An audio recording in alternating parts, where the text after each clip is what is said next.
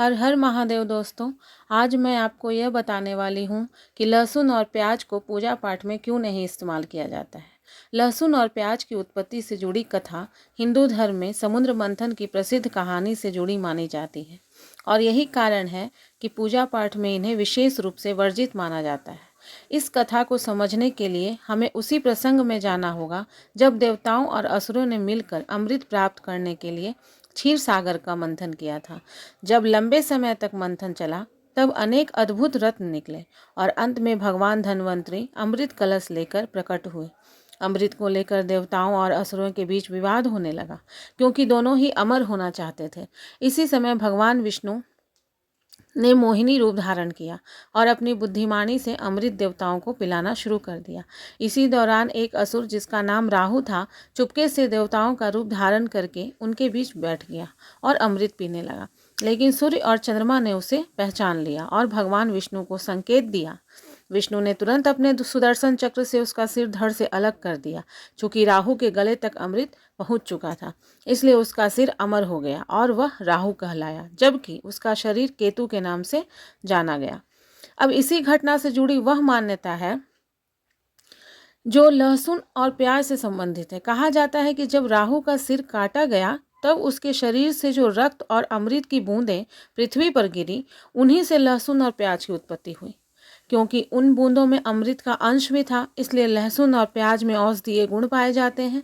वे शरीर के लिए लाभकारी भी होते हैं, रोगों से लड़ने में मदद करते हैं और शक्ति प्रदान करते हैं। लेकिन साथ ही वे असुर के शरीर से उत्पन्न माने जाते हैं, इसलिए उनमें तामसिक और अशुद्ध तत्व भी माने जाते हैं।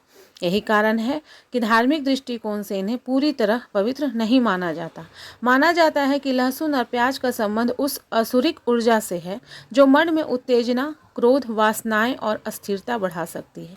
पूजा पाठ, व्रत और ध्यान के समय व्यक्ति को शांत, संयमी और एकाग्र रहना चाहिए ताकि वह पूरी श्रद्धा और भक्ति से ईश्वर का ध्यान कर सके।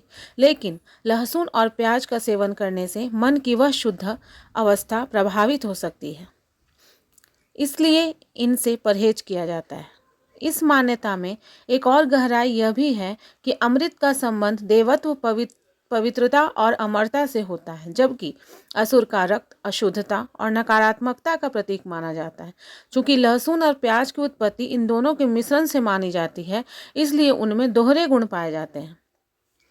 एक और वे शरीर के लिए उपयोगी हैं, दूसरी ओर आध्यात्मिक दृष्टि से उन्हें शुद्ध नहीं माना जाता। यही कारण है कि सामान्य जीवन में लोग इन्हें खाते हैं और इनके स्वास्थ्य लाभ भी लेते हैं। लेकिन जब बात पूजा पाठ की आती है, व्रत की आती है या धार्मिक अनुष्ठानों की आती है तो इन्हें भोजन से बाहर रखा जाता है। समय के साथ यह मान्यता परंपरा का रूप ले चुकी है और आज भी भारत के कई घरों में त्योहारों, व्रतों और पूजा के समय बिना लहसुन प्याज का भोजन बनाया जाता है, जिसे सात्विक भोजन कहा जाता है।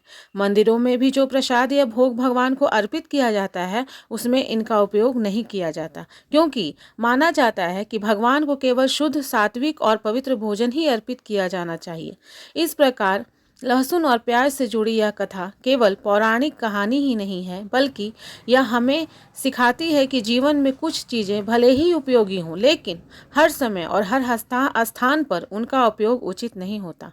धार्मिक और आध्यात्मिक कार्यों में मन की शुद्धता और स्थिरता सबसे महत्वपूर्ण मानी जाती है और इसी उद्देश्य से इस प्रकार के नियम बनाए गए हैं ताकि व्यक्ति अपने अंदर की सकारात्मक ऊर्जा को बढ़ा सके और ईश्वर के प्रति अपनी भक्ति को अधिक गहरा बना सके। तो दोस्तों, अगर ये कथा आपको अच्छी लगी हो तो प्लीज़ मेरे वीडियो को लाइक करें, शेयर करें, कमेंट करें और मेरे चैनल को सब्सक्राइब करें। हर हर महादेव दोस्तों।